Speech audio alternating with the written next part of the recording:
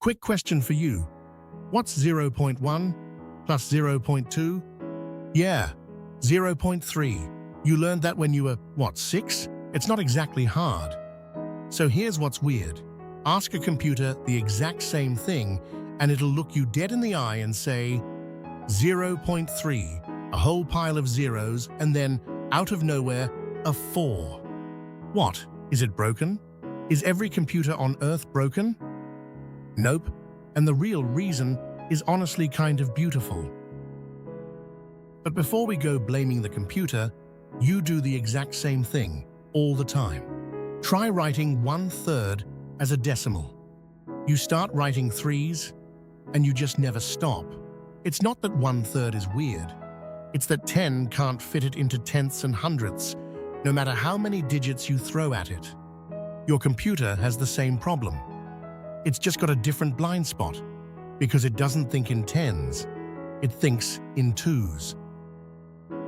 So what does thinking in 2s even look like?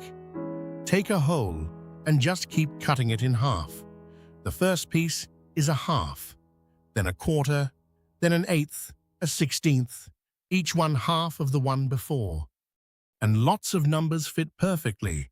Want 3/4? Just grab the half and the quarter. Snap, 0.11, done.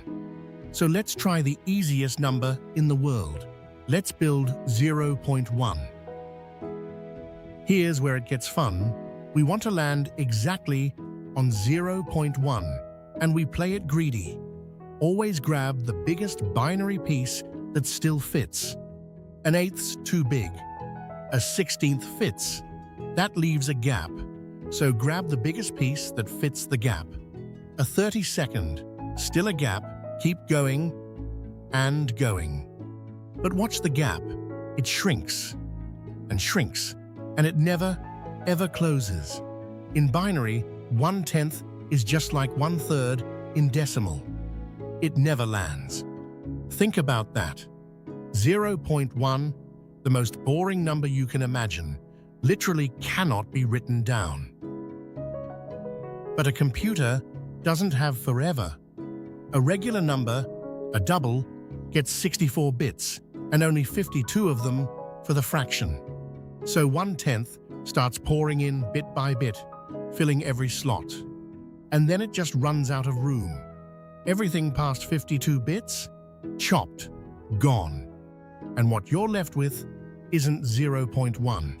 It's 0.1 plus a tiny crumb.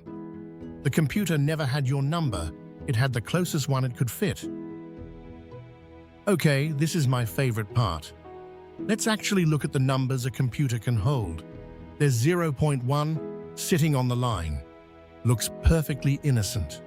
So let's zoom in and keep zooming way, way past what your eyes could ever do. And something wild happens.